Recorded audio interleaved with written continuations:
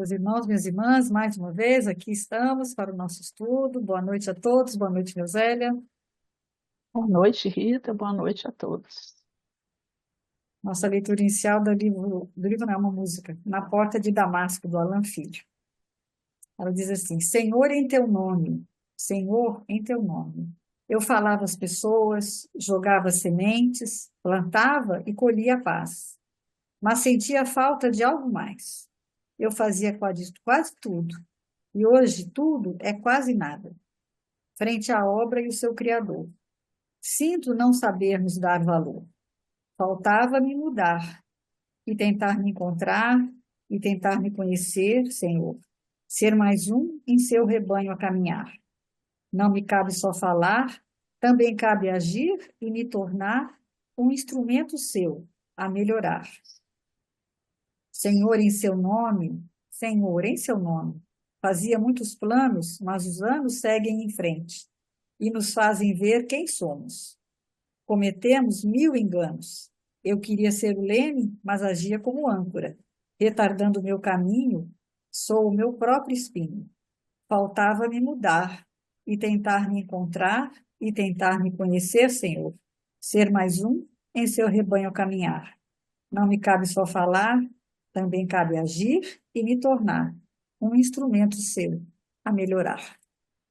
Então é isso, como é que nós possamos neste momento, dentro dos nossos estudos, através de todo esse evangelho de amor de Jesus, que a gente possa seguir em frente cada dia, um pouco melhor do que antes, para que possamos ter essa consciência e essa certeza que Jesus está sempre conosco, nos amparando, nos iluminando, nos intuindo, para que possamos tomar as melhores atitudes.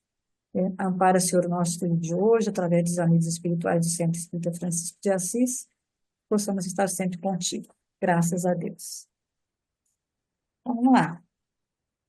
A gente iniciou a semana passada, né, nosso estudo do Evangelho, à luz do Espiritismo, baseado no estudo do Mídio Uberaba do Luiz Elias, e nós estamos no segundo versículo da passagem, que a maioria das traduções coloca como toma a tua cruz e segue-me.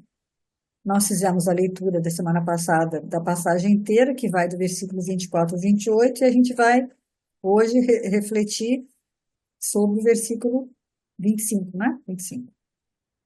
Então, é um título muito conhecido, né? Que a gente fala, né? Que é o essencial, a gente às vezes fica preocupado e faz o superficial. Então, ele fala o seguinte, que é nessa passagem, o sentido de seguir Jesus, o que é seguir Jesus para nós, né?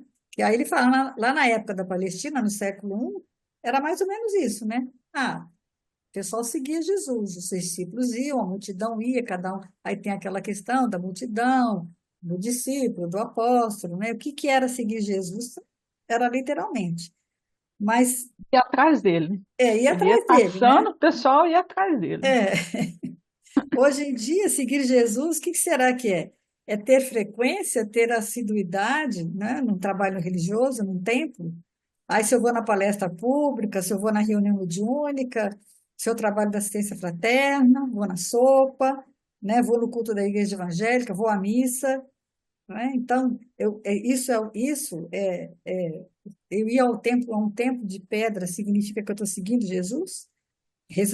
Ouvindo É a várias nossa, vezes? é o equívoco que a gente traz, né? Porque é a posição cômoda. Você acha que estar assíduo e frequente a um lugar desse onde, dentro de qualquer crença religiosa, né? Está estudando sobre Jesus, então É você acha lógico que que é está o parte que é importante, porque é o momento do estudo, é o momento que você aprende. Mas se você fica só nisso, você vai ser sempre aquele eterno estudante, que não vai colocar em prática aquilo que você aprendeu.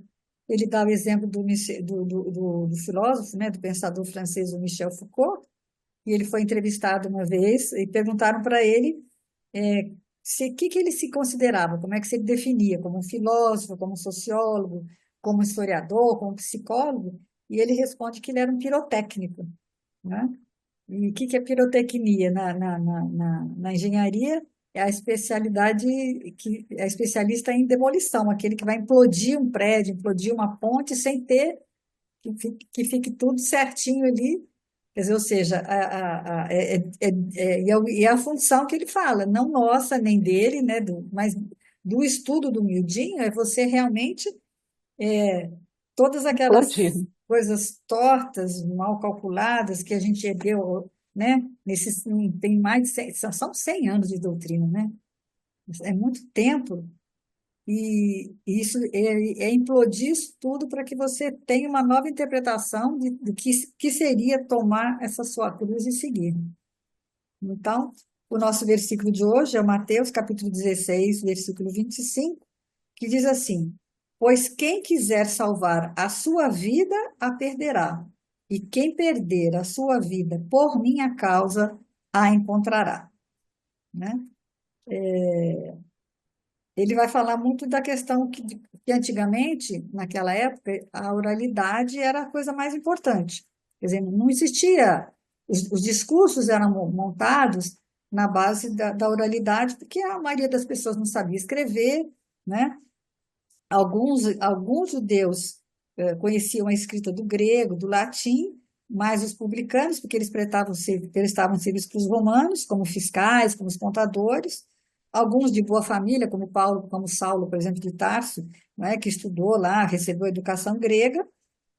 Saulo estudou com filósofos, era pupilo de Gamaliel.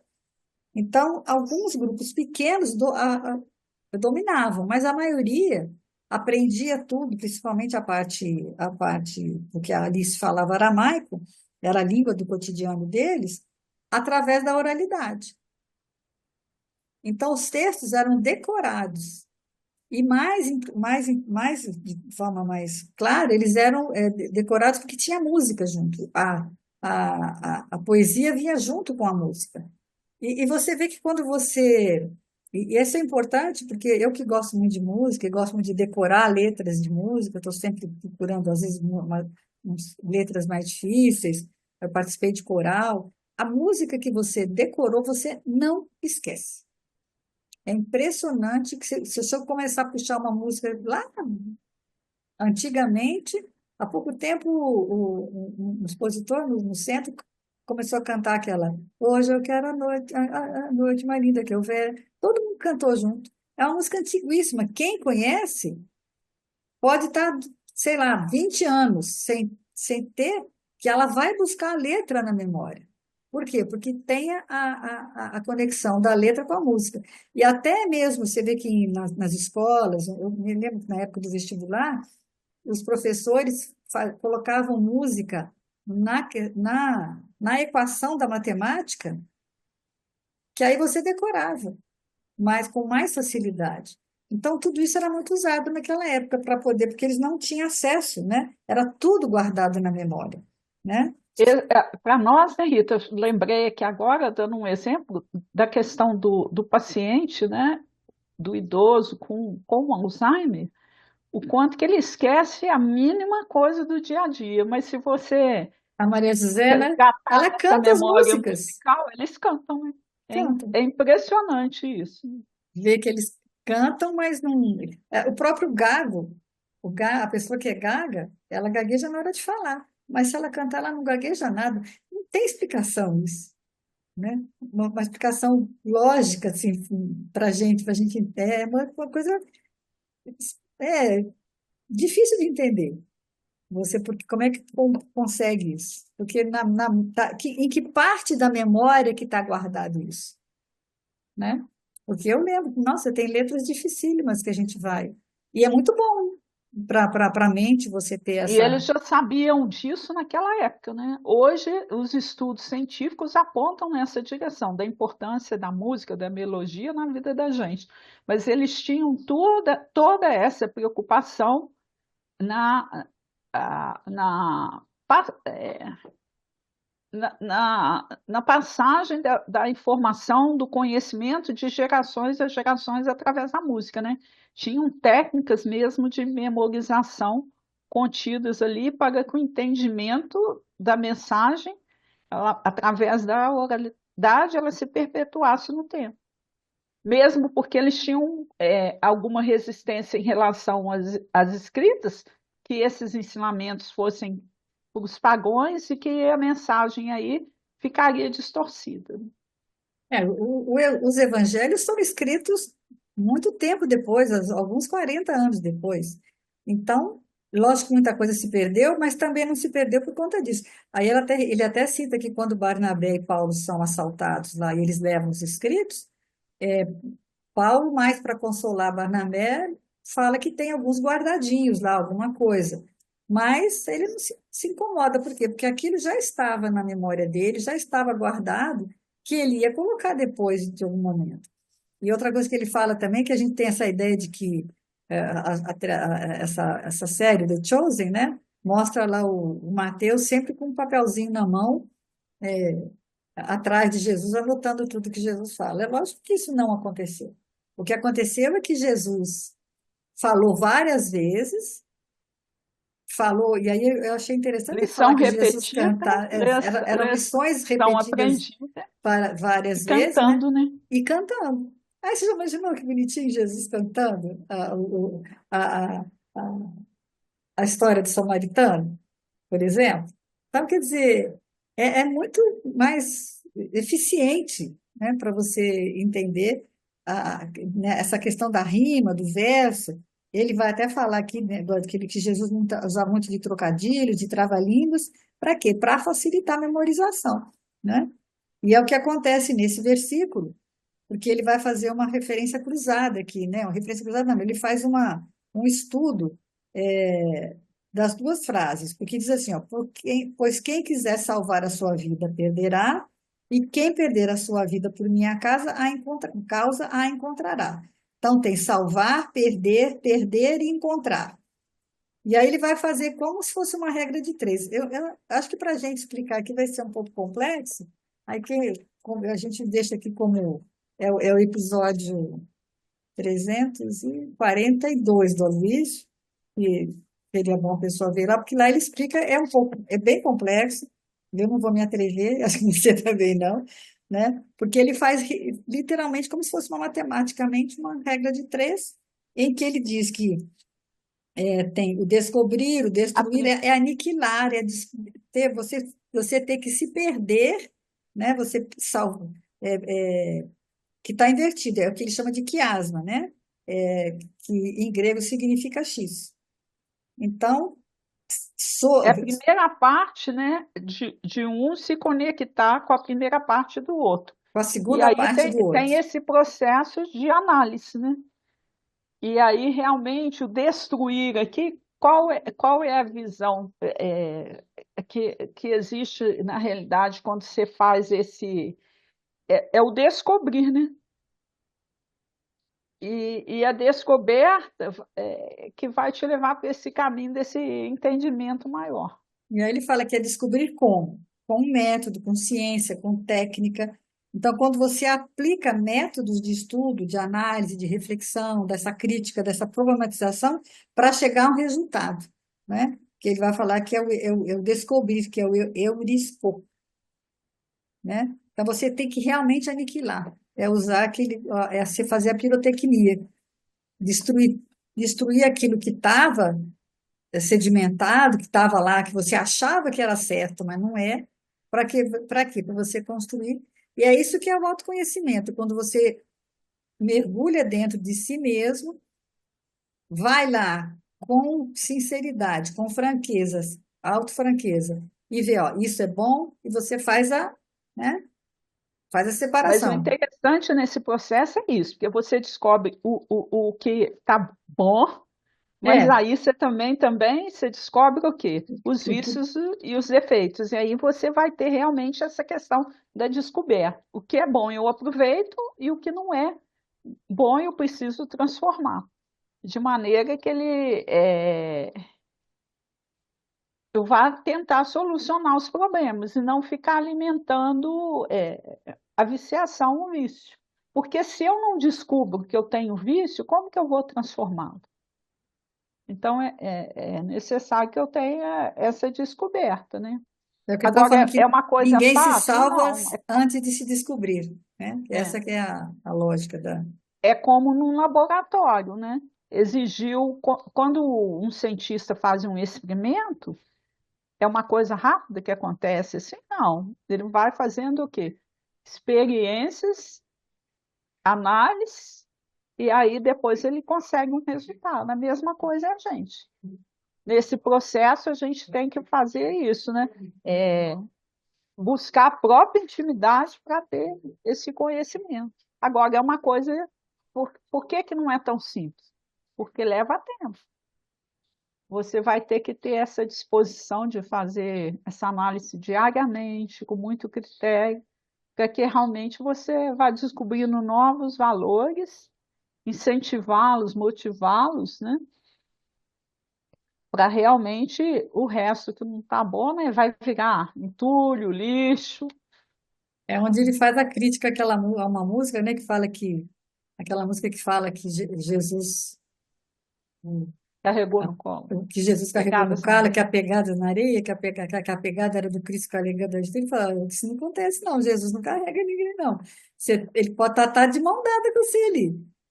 Mas você que tem que se descobrir, você que tem que, depois da descoberta, se salvar, né, através da autocrítica, dessa técnica de avaliação, autoavaliação, que você vai, de acordo com os princípios básicos, de acordo com aquela, com que é, do negar-se a si mesmo e se salvar, é que você vai conseguir fazer alguma coisa.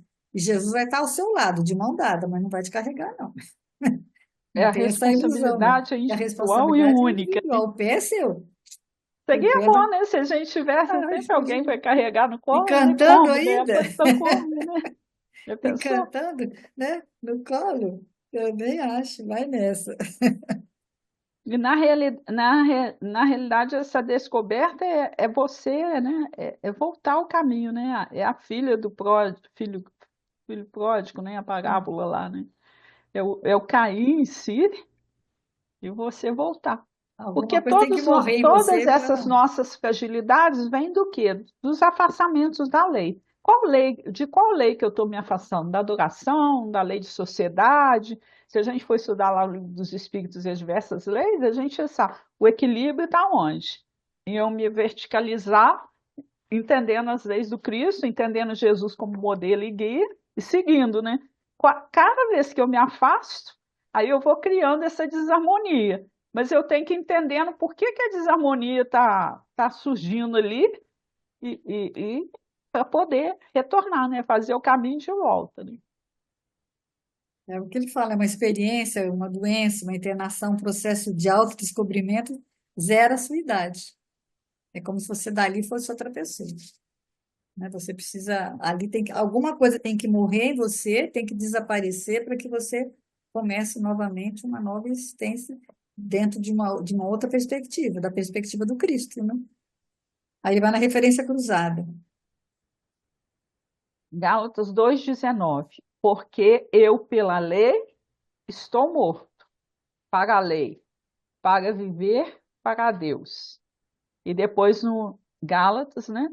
2:20, já estou crucificado com Cristo, e vivo não mais eu, mas Cristo vive em mim. E a vida que agora vivo na carne, vivo-a na fé do Filho de Deus, o qual me amou e se entregou a si mesmo por mim. Então, a gente também tem dificuldade, né? Já não, quando Paulo fala essa frase, né? Já não sou eu que vivo, mas é o Cristo que vive em mim. Mas é aquilo, né? O Paulo realmente ele entendeu esse processo da crucificação, né?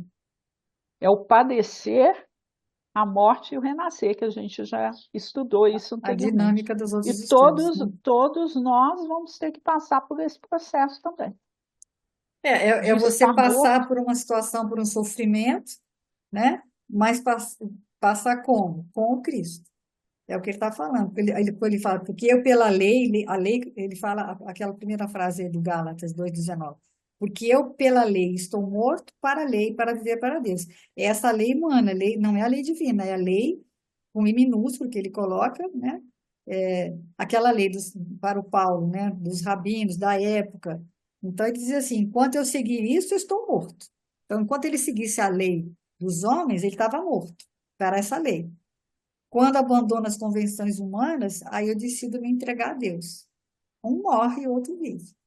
Quando você começa a seguir a lei, com a lei divina maiúscula, você está morto para a lei com minúsculo, né? Então, esse versículo, né, do Paulo, que é já não sou eu que vivo, mas o Cristo que vive em mim, a gente é muito conhecido, todo mundo já vive repetindo, né? Que é exatamente essa questão, né, desse padecimento. Não, e o entendimento que Jesus é o parâmetro para a vida toda. Para todas as nossas ações, ele tem que ser esse parâmetro.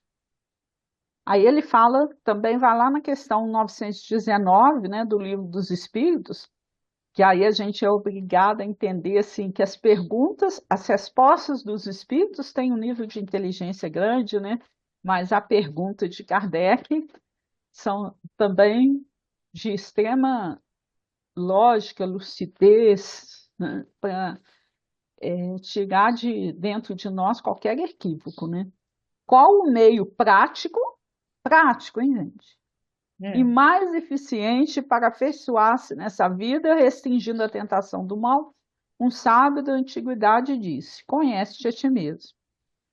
E aí compreendemos, na 919A ele fala, né? Compreendemos toda a sabedoria contida nessa máxima. Mas a dificuldade é precisamente a de se conhecer a si mesmo. Qual o meio para se chegar a isso? a Olha que técnica, né? Que técnica que eu vou usar? Tem um procedimento padrão, né? é, É a e famosa, e todo mundo conhece, né? A resposta do Santo Agostinho, né? uma análise criteriosa, né? Fazer o que eu fazia quando vivi na Terra. No fim do dia, eu interrogava minha consciência, refletia sobre o que havia feito e me perguntava se não faltara com algum dever. Se alguém tiver motivo para reclamar de mim. Não, isso aí eu não posso, eu pulo essa parte da resposta. Alguém chegar todo dia de noite, alguém tem motivo hoje para reclamar de mim? Nossa, mãe, como que é sério, né? E como tem, né? Como tem esses motivos, né? Enquanto que a gente reclama dos outros, que é pior ainda. É. Foi assim que conseguia convencer-me e ver o que precisava modificar em mim.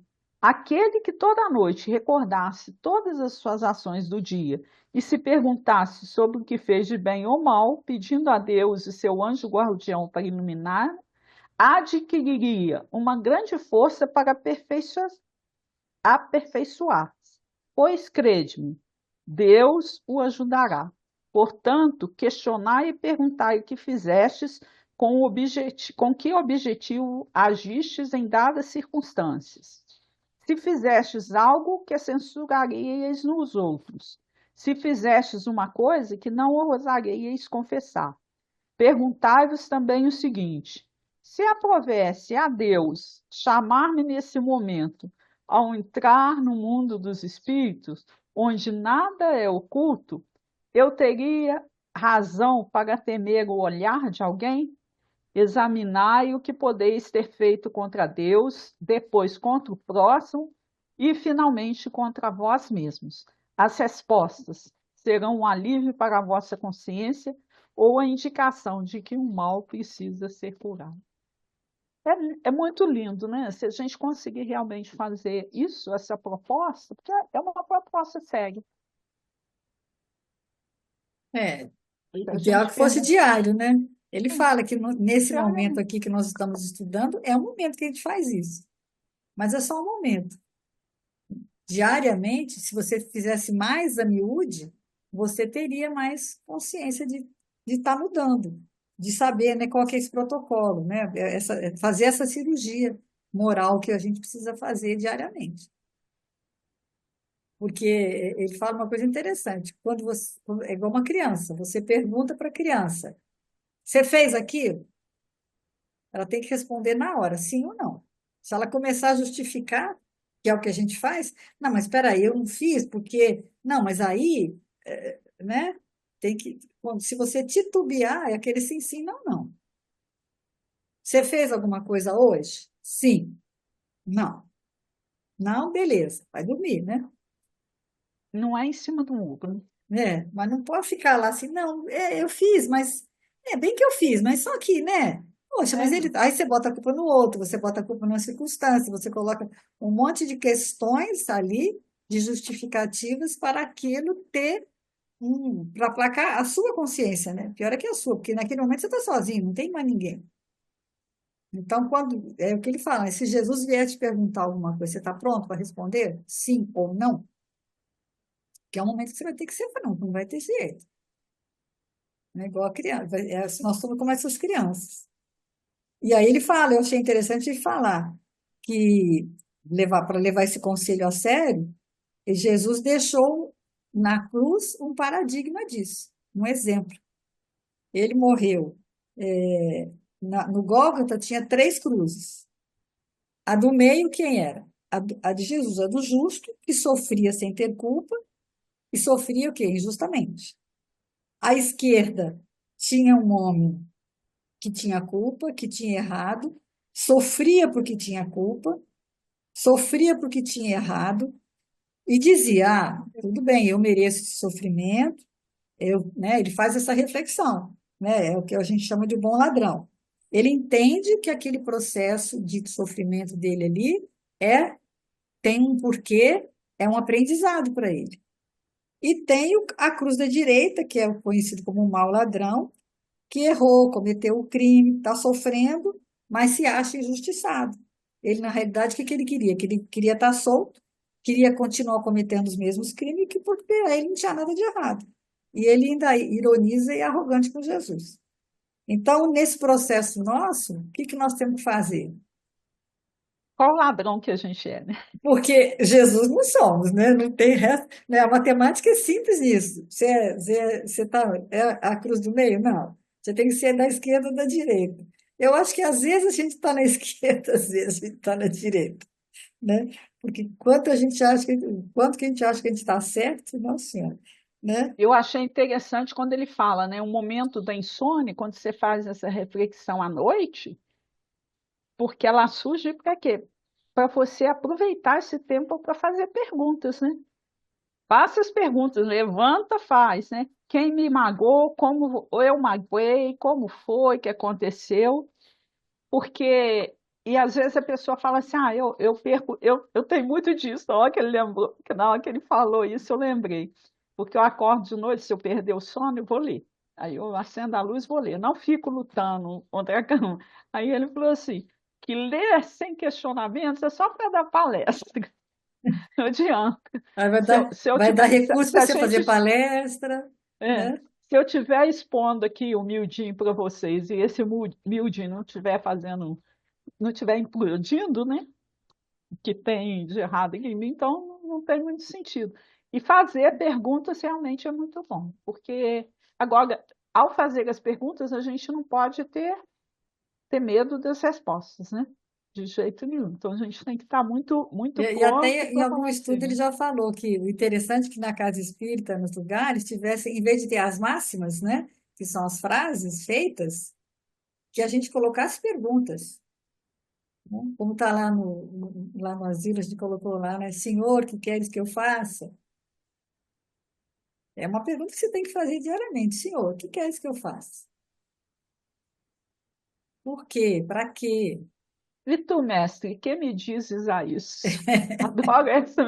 Essa eu tenho no meu quarto lá, não, eu tenho um porta-retrato lá. Aí eu, ó, Né? O que lês, né? Como lês? vamos ler. Como ler? Então, Interessante. são mais as perguntas que a gente devia ficar fazendo, que são úteis para quê? Para que a gente aplique, né? E aí, o que ele fala? Que às vezes a gente deixamos de aplicar por quê? Ou por ingenuidade, né? Por ignorância, porque realmente não sabe, ou pior, por malícia, porque não queremos descobrir que a gente está errado, né? Não deixa para lá, deixa, não vou fazer essas perguntas não, porque a resposta pode não ser muito boa. Muitas vezes a gente prefere não saber, né? A Prefere se gente omitir. prefere não fazer perguntas, porque às vezes a resposta está tão clara para a gente, mas a gente quer camuflar isso aí, né? Aí ele vai lá para a revista espírita de 1863, um artigo De La Fontaine. Conhecer-se a si mesmo. O que impede, por vezes, que vos corrijais de um defeito, de um vício, e certamente, desculpe, que não vos apercebeis que o tendes. Imaginai, por exemplo, que aquilo que fizestes ao vosso irmão vos tivesse sido feito por ele. Colocai-vos em seu lugar. Que fareis? Sede francos convosco mesmo, travai conhecimento com vosso caráter, mas não o aduleis, porque as crianças aduladas, às vezes, se tornam más e os aduladores são os primeiros a experimentar os efeitos. Voltai um pouco à sacola onde estão os vossos e os defeitos, e alheios defeitos. Ponde os vossos à frente e os dos outros para trás. E cuidai que não tenhais de baixar a cabeça quando tiverdes a vossa carga à frente. Gente, isso aqui é muito sério, A né? empatia, né? Você se colocar no lugar do outro para ver Mas aí não se colocar no lugar do outro sendo você, mas sendo ele. Sendo ele. Eu me lembro uma época que nós fomos fazer um trabalho a juíza pediu para a gente fazer um trabalho com crianças e tal, e uma das pessoas que e a gente alguém foi na casa de uma criança. E aí quando ela voltou, o depoimento dela foi assim, olha, sinceramente, se eu vivesse na condição dele, com aquilo na casa que ele vive, com a mãe que ele tem, na situação que ele vive, eu não seria melhor do que ele, não, acho que eu ia ser pior. É isso que eu acho que te dói, a hora que você entra no lugar do outro, da forma que ele e fica sabendo a história dele, né? Você ter esse processo de entendimento, você percebe que aquela reação é uma reação normal em vista do que ele entendeu. É lógico que tem pessoas, como ele fala no texto, que às vezes, mesmo passando por isso tudo, reage de uma forma melhor, mas não é o comum, né? O comum é que a pessoa realmente reaja às circunstâncias que aparecem na vida dela. Por isso que é importante o entendimento, você está estudando, né? E aí ele fala que hoje em dia, nessa geração nossa de informática, de modernidade, você consegue esse conhecimento facilmente. Qualquer pergunta que eu te fizer aqui sobre onde é a capital do sei o quê, ou qualquer coisa, você vai no Google, pergunta, já nem Google, né? Agora tem Alexa, você vai perguntar a Alexa, ela vai te responder. Então, hoje em dia, o conhecimento íntimo é o que é mais difícil, porque a Alexa não vai te responder, né? Não vai te dar essa resposta, né? É isso que a gente tem que entender, que algumas pessoas falam até da questão da IA, né, da inteligência artificial, ela vai te dar respostas prontas do conhecimento. Em qualquer área que você quiser, a resposta está ali pronta. E a grande questão nossa hoje é a nossa saúde mental. É o equilíbrio, essa inteligência emocional que a gente precisa ter para lidar com as dificuldades que a vida vai apresentando. Experiências dificultosas que surgem da nossa evolução espiritual e que a gente só vai vencê-las, né? Com o quê? Com esse conhecimento e entendimento, né, do Evangelho. É porque Eu senão você vai realmente viver. o autodescobrimento, é ver como que eu estou no mundo, né? Qual Porque é a minha posição? Qual ladrão que eu sou? sem essa reflexão, você acaba sendo, como diz o texto, uma criança mimada, que muitas vezes se tornam más. Por quê?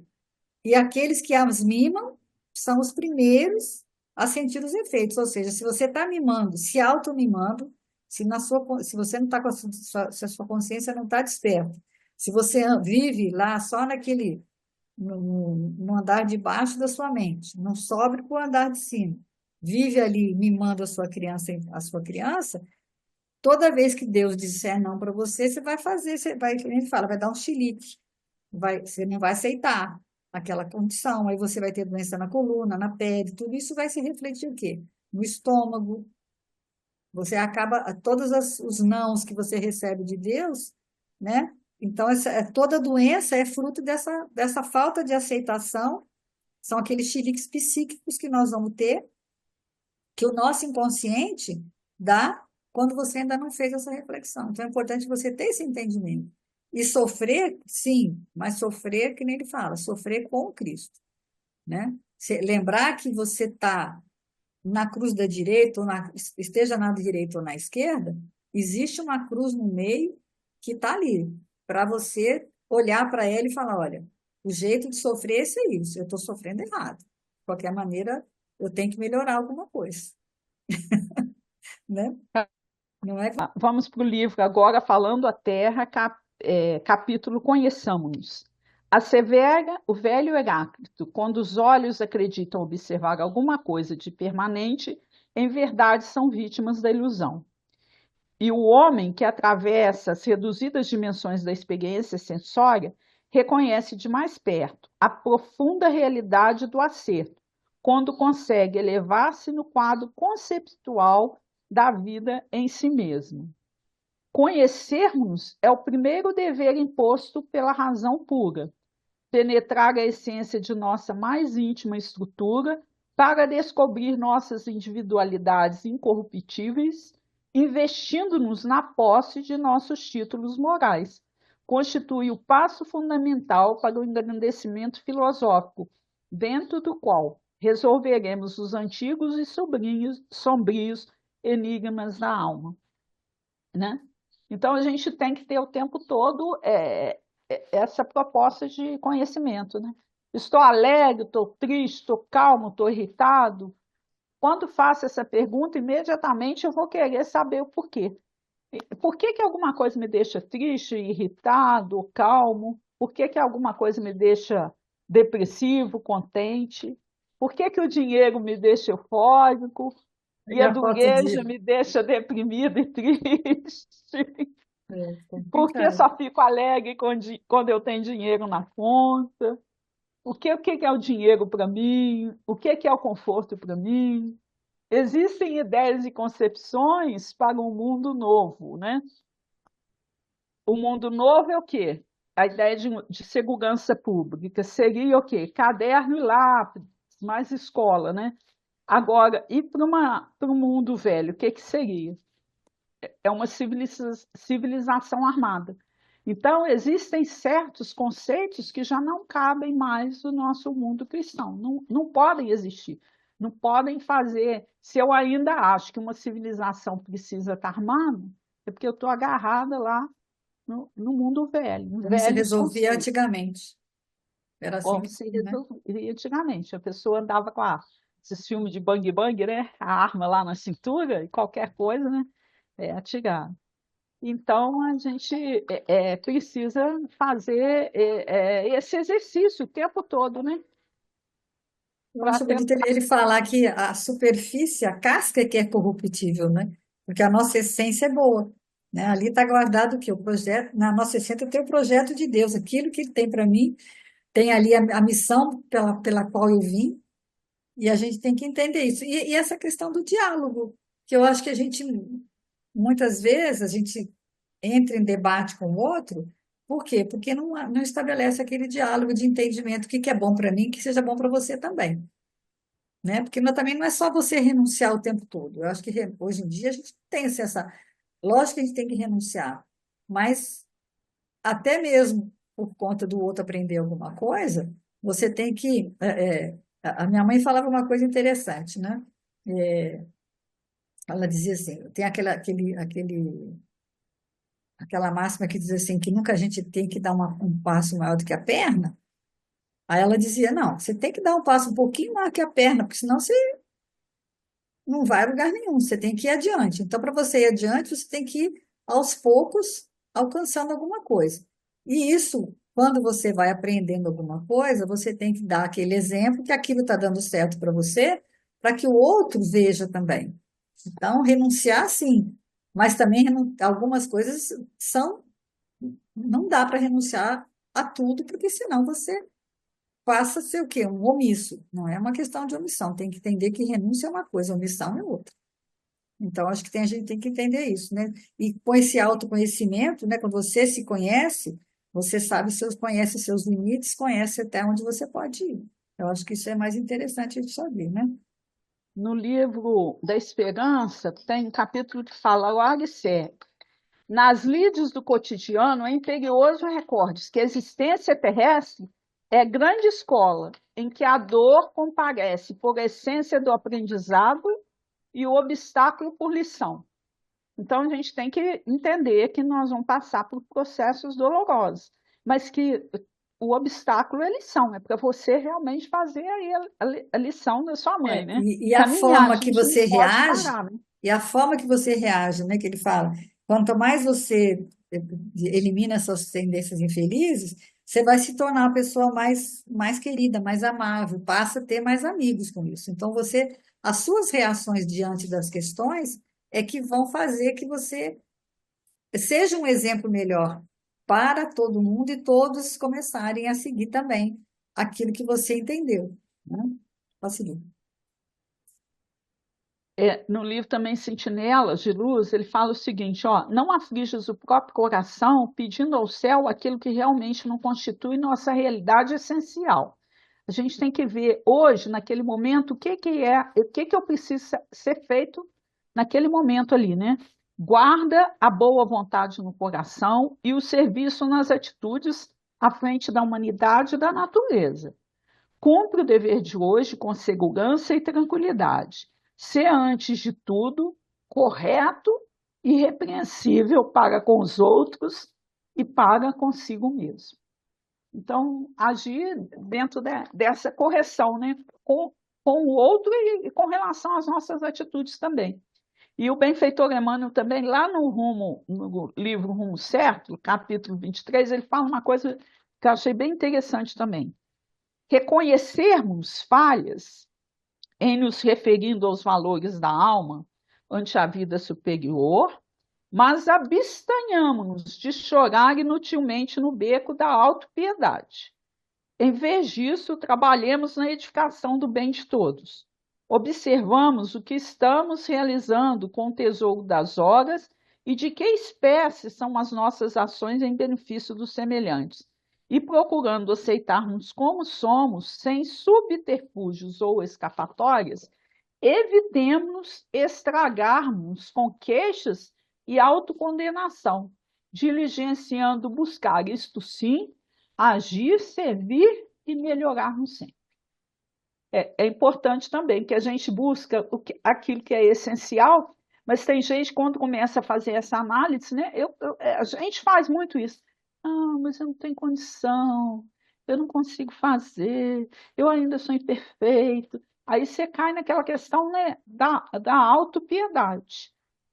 Então, o entendimento que todos nós somos espíritos em processo de evolução, e a cada um naquele momento ali, né? Todo mundo tem condição de doar alguma coisa dentro da obra e dentro do seu estágio evolutivo, é um entendimento muito profundo disso, mas a gente não pode enveredar por esse caminho dessa autopiedade que a gente tem, né? De achar, mas eu sou imperfeito demais, eu ainda não tenho condição de fazer isso. E Mas é na onde Jesus realidade, falou, assim, né? Podeis fazer o que eu faço e muito mais. tudo que eu faço e muito mais. É seguir adiante, não pode ficar parado esperando que as coisas funcionem, né? Aqui no livro Pão Nosso, tem o capítulo chama A Quem Obedeces. É de Paulo aos Hebreus. Toda criatura obedece a alguém ou alguma coisa. Ninguém permanece sem objetivo. Aí ele fala assim, ó, a própria rebeldia está submetida às forças corretoras da vida. O homem obedece a toda hora. Entretanto, se ainda não pôde definir a própria submissão por virtude construtiva, é que não raro atende, antes de tudo, aos impulsos baixos da natureza, resistindo ao serviço de autoelevação. Quase sempre transforma a obediência que o salva em escravidão que o condena. O Senhor estabeleceu as gradações do caminho, instituiu a lei do próprio esforço na aquisição dos supremos valores da vida e determinou que o homem lhe aceitasse os desígnios para ser verdadeiramente livre. Mas a criatura preferiu atender à sua condição de inferioridade e organizou o cativeiro. O discípulo necessita examinar atentamente o campo em que se desenvolve a própria tarefa. A quem obedeces? Acaso atendes em primeiro lugar às vaidades humanas ou às opiniões alheias, antes de observares o conselho do Mestre Divino? É justo refletir sempre quanto a isso, porque somente quando atendemos em tudo aos ensinamentos vivos de Jesus é que podemos quebrar a escravidão do mundo em favor da libertação eterna. Então, a quem que obedece? Não é? No livro da Esperança também, no capítulo 79, tem esse capítulo chama Estudo Íntimo, aí uma parte dele, o benfeitor fala, olha, é do Emmanuel também, mera obrigação analisar os nossos atos, examinar a consciência, meditar, discernir. Entretanto, é forçoso cultivar desassombro e serenidade constantes, para retificar-nos sempre, adestrando infatigável paciência, até mesmo para conosco nas provações que nos corrigem ou humilham, agradecendo-as por lições. Eu acho essa questão do desassombro também, a gente às vezes é muito paralisado pelo medo, né? E se justifica, como na leitura anterior que eu fiz ali. Aí se justifica nas queixas. Enquanto a gente Na está perdendo incapacidade, tempo, né? né, na incapacidade, então a gente está perdendo tempo da existência, quando um tempo que deveria ser aproveitado de forma mais objetiva. E esse desassombro é fundamental. A gente também não pode, né, ficar parado. É seguir em frente com serenidade e sem medo, com essa confiança que Deus está cuidando de nós, sempre. É. Jesus está na cruz ao lado, né?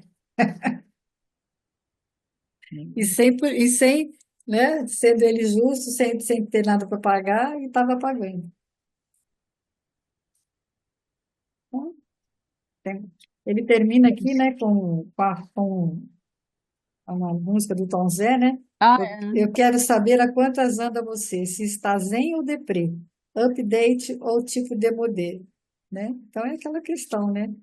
Se você tá, se você pergunta, se Jesus perguntar para você, aí quantas andas você tá? Se você é um homem moderno, você tá moderno não, porque moderno nós já somos, né? Mas o tal do contemporâneo é que ainda não, né? O que você está cultivando ainda, né? Você ainda acha que segurança é a civilização armada? Aí você está demodé, está ultrapassado, né? eu Aí, achei interessante também o exemplo que ele deu do Chico com o besouro, né? é, Uma vez o Chico estava psicografando com o Valdo, e tinha um besouro, e aí o Valdo batia para lá, batia para cá, até que ele deu uma burdoada mais, né, forte, né? forte e o besouro caiu na parede. Aí o Chico levantou, né? Pegou o besorrinho, o que que ele fez? Aí ele falou: Meu irmãozinho, se você ainda está vivo, Sobreviveu ao e Valdo? sobreviveu a ira do Valdo, então vou te libertar, vai em paz e segue, porque você tem uma missão ainda, né?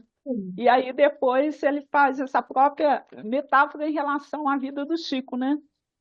A vida massacrou o Chico, com a pobreza, com a doença, com a crítica, e toda vez que levava pancada, ele voltava a voar. Por quê? Aí, por que o Chico fazia isso, né?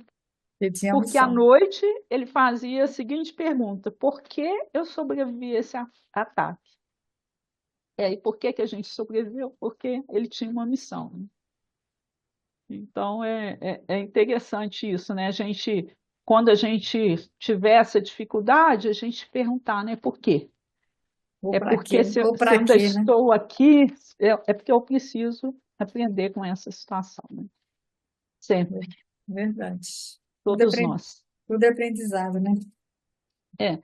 Eu escolhi para o nosso final do Albino Teixeira. A leitura chama-se Prática Espírita, mas eu falaria que é uma prática Prática cristã. cristã. É.